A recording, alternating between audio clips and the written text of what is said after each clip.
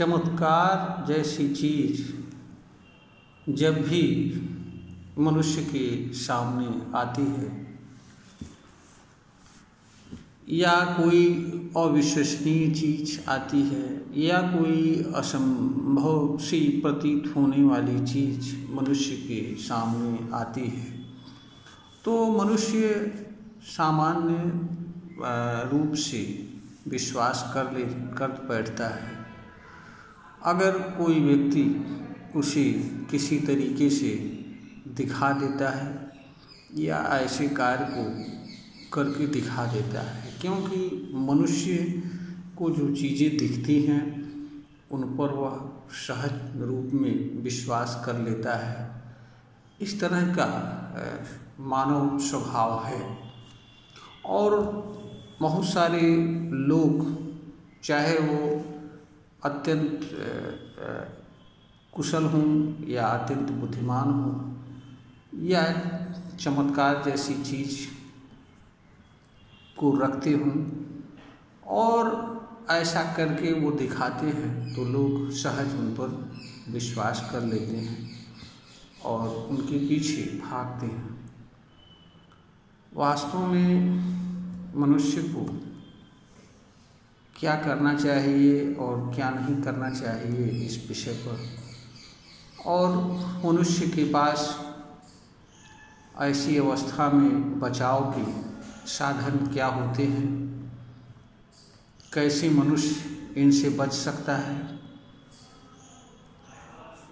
कैसे वह स्वयं को किसी का शोषण होने देने से बच सकता है, मुक्त रख सकता है और स्वतंत्र जीवन जी सकता है, आदि अनेक पहलू हैं जिन पर हम इस वीडियो के माध्यम से अपनी बात रखेंगे। यहाँ पर हम अपनी बात तर्क और विचार के माध्यम से रखने का प्रयास करेंगे और सच्चाई की तरफ श्रोता का ध्यान आकर्षित करने का प्रयास करेंगे।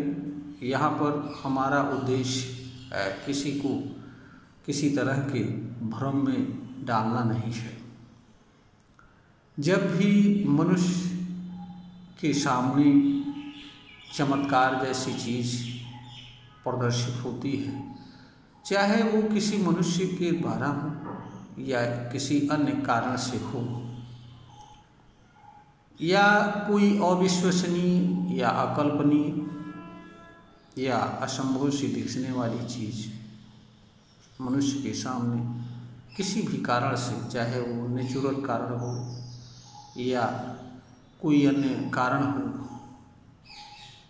जो वास्तव में होता नहीं है परंतु होता हुआ दिखता है, वहाँ पर मनुष्य को क्या करना चाहिए? वहाँ पर सर्वप्रथम मनुष्य को सत्य को जानने का प्रयास करना चाहिए।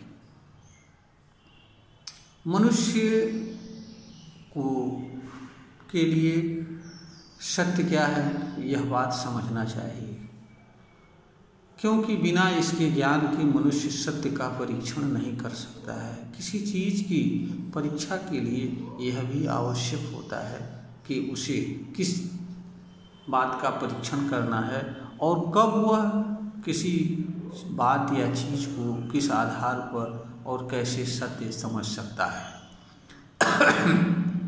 जहाँ तक सत्य की बात है, असत्य की बात है, इसका सीधा संबंध सिर्फ और सिर्फ मनुष्य से है और किसी से कोई लेना देना नहीं है। इसलिए इसकी जांच एवं परख का अधिकार भी मनुष्य के पास है और कर्तव्य भी मनुष्य का बनता है। अगर कोई व्यक्ति अपने इस अधिकार एवं कर्तव्य का उपयोग नहीं करता है तो वह स्वतः इसके लिए जिम्मेदार है। अगर इसकी ऐसा न करने से उसे कोई तकलीफ और पीड़ा होती है तो उसके लिए वह स्वयं जिम्मेदार है। इसकी जिम्मेदारी को वह दूसरों पर नहीं डाल सकता है और ना वो यह कह सकता है कि फला के कारण हमें यह पीड़ा हुई या नुकसान हुई। क्योंकि जिस चीज़ को जानने का आपके पास अवसर हो, क्षमता हो, और उस चीज़ को जानने का प्रयास न करें तो इसके लिए आप दूसरे पर दोष नहीं दे सकते हैं। अब सत्य क्या है? किसी मनुष्य के लिए सत्य वही है जिसे वह सत्य के रूप में जान एवं समझ सकता है। जिस चीज़ को मनुष्य सत्य के रूप में जान एवं समझ नहीं सकता है, उस चीज़ को मनुष्य को सत्य के रूप में स्वीकार नहीं करना चाहिए, मानना नहीं चाहिए। भले ही वह चीज़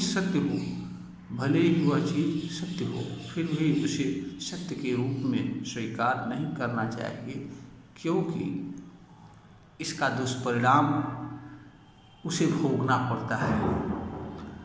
यहाँ पर यह भी बात हर मनुष्य को समझना चाहिए कि मनुष्य किसी भी कारण से जो भी कर्म करता है, उसके दुष्परिणाम या अच्छे परिणाम का सर्वाधिक जिम्मेदार वही होता है। इसलिए भी मनुष्य को अपने इस कर्तव्य का निर्वहन करना चाहिए। सत्य का परीक्षण करते समय मनुष्य को बुद्ध की उन बातों का भी ध्यान रखना चाहिए जहाँ उन्होंने यह कहा है कि कोई बात या चीज़ किसी पुस्तक में लिख देने से सही नहीं हो जाती है। कोई बात या चीज़ किसी मनुष्य के या किसी विशिष्ट महापुरुष के कहने मात्र से सही नहीं हो जाती है। कोई बात या चीज़ इसलिए नहीं सही हो जाती है कि उसको असंख्य लोग सत्य के रूप में मानते चले आ रहे हैं। कोई बात इसलिए भी सत्य नहीं हो जाती है क्योंकि उस बात को या चीज़ को सदियों से लोग सत्य के रूप में मानते चले आ रहे हैं। मनुष्य के लिए वही बात और चीज़ सत्य होती है जिसे वह स्वयं विचार करके सत्य के रूप में जान एवं समझ पाता है। अन्य चीज़ें मनुष्य के लिए सत्य नहीं होती। जब तक आप बुद्ध की इस विचार को ध्यान में नहीं रखेंगे, तब तक आप सत्य एवं असत्य का निर्धारण नहीं कर सकेंगे।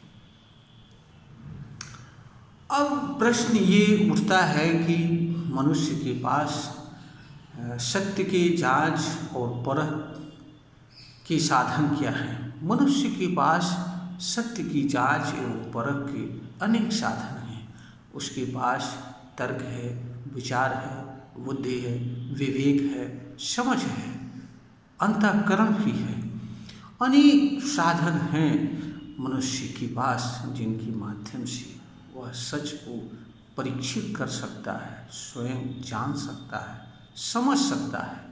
फिर भी अगर वह किसी कारण से नहीं जान समझ पाता है तो उसे वह सत्य के रूप में न स्वीकार करे। इसी में मनुष्य का कल्याण है, क्योंकि किसी चीज़ को असत्य रूप में जानना से अच्छा है कि उसके प्रति आप अज्ञान रहें, उसको न जानने की अवस्था में रहें और उसके लिए निमित्त कोई कार्य न करें।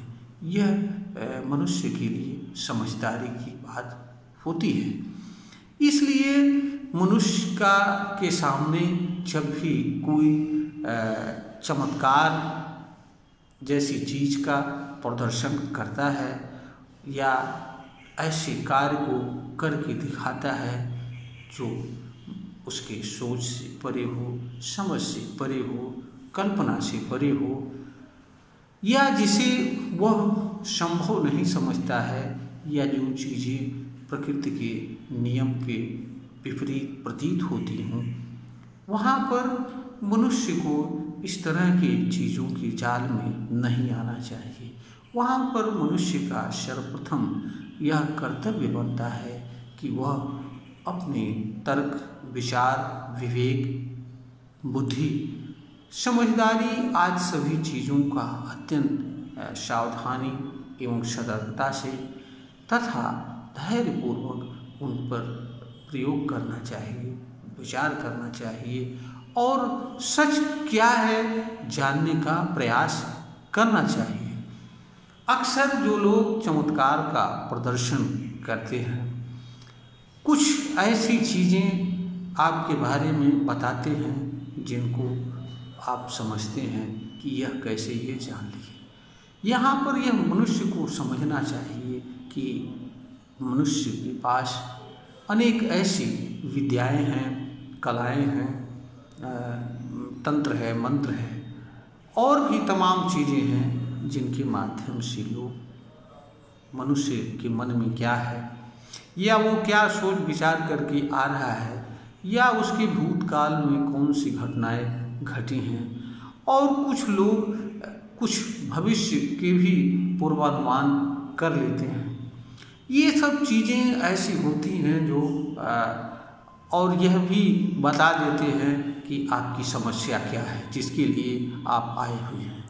तो आज चीज़ें ऐसी पर्याप्त सामग्री उपलब्ध करा देती हैं जिनके माध्यम से लोग चमत्कार का प्रदर्शन करने वाले लोगों के झांसे में आ जाते हैं और उन्हें ये लगता है कि जिस समस्या के लिए वह आए हैं वह समस्या इनके माध्यम से सुलझ जाती है, जबकि वास्तव में उस समस्या का चमत्कार से कुछ लेना देना नहीं होता है। जहाँ पर आपके अंदर इस तरह का विश्वास पैदा हो कि ये आदमी हमारे मन की बात जान ले रहा है, हमारे भविष्य में घटी घटनाओं को जान ले रहा है, हमारी समस्या को जान ले रहा है, तो और हमारे भविष्य के बारे में कुछ बता दे रहा है, तो ये ज़रूर और ज़रूर हमारी समस्या को समाधान कर देगा। वहाँ पर मनुष्य को यह समझना चाहिए कि किसी चीज़ जो चीज़ें वह बता रहा है वह अलग चीज़ें हैं, तथा जो समस्या है उसका चमत्कार से क्या संबंध है, मनुष्य को इस पर विचार करना चाहिए और यह देखने का प्रयास करना चाहिए कि चमत्कार से उसका क्या लेना देना है और चमत्कार से वो कैसे हो सकता है। जैसे कोई व्यक्ति अगर किसी को बुखार है और वह कहता है कि हम बुखार एक रोग है जो जिसका दवा से इलाज संभव है, अगर कोई ये कहता है कि हम चमत्कार से ठीक कर देंगे, तो वास्तव में बुखार का चमत्कार के प्रदर्शन से कुछ लेना देना नहीं होता है। तो यहाँ पर बात बड़ी साफ है कि वो चमत्कार से जब लेना देना नहीं है तो चमत्कार से ठीक नहीं हो सकता है। या किसी को कोई भीतरी अन्य रोग है या कोई चीज़ उसके स्वयं के कर्म पर निर्भर है जिसको वह बताता है कि यह मेरे कृपा से, मेरे आशीर्वाद से ठीक हो जाएगा, वहाँ भी विश्वास का कारण नहीं बनता है, क्योंकि जो चीज़ कर्म पर निर्भर है वो चीज़ कर्म से आपको मिल सकती है, वह किसी के चमत्कार से नहीं मिल सकती है। चमत्कार एक तरह का गुण होता है, प्रतिभा होती है जो व्यक्ति के भीतर छिपी रहती है। यह एक तरह की विद्या होती है, स्किल होती है जिसे लोग स्टडी से और या लंबे समय तक अभ्यास करके प्राप्त कर लेते हैं और जिसके माध्यम से यह बताने का प्रयास करते हैं कि वह कोई सुपर आदमी है, कोई अलग आदमी है, उन पर किसी की कृपा है। ऐसा कुछ वास्तव में होता नहीं है। हाँ, कुछ चीज़ें वो दिखा सकते हैं जो आम मानव नहीं दिखा सकता है, किंतु इसका अर्थ यह नहीं है कि वह उन चीज़ों को भी करने की क्षमता रखते हैं जिन चीज़ों का चमत्कार से कुछ लेना देना नहीं होता है। इसलिए मनुष्य को हमेशा अपने तर्क, विचार, बुद्धि, विवेक और समझ के दरवाजे को खुला रखना चाहिए। जब उसे वास्तव में लगे हर दृष्टिकोण से जांचना चाहिए, परखना चाहिए। मात्र भीड़ देख करके बहुत सारे लोगों द्वारा यह कहा जाना कि इन्होंने ऐसा संभव कर दिया है और ये कर दिया, वो कर दिया, अफवाह के आधार पर सही मान लेना एक प्रकार की मूर्खता है। भीड़ इसलिए नहीं जुटती है कि भीड़ सच जानती है, भीड़ इसलिए जुटती है कि भीड़ देख करके आती है, भीड़ जुट रही होती है। क्योंकि मनुष्य की सोच एवं विचार को स्वतंत्र रूप से विकसित करने का कार्य कोई एजुकेशन सिस्टम नहीं करता है। इस तरह की हमारे कोई वो नहीं है।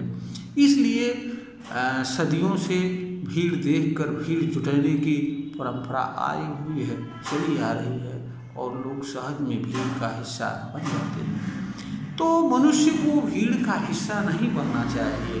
मनुष्य को सत्य को समझने का प्रयास करना चाहिए, यह जानने का प्रयास करना चाहिए।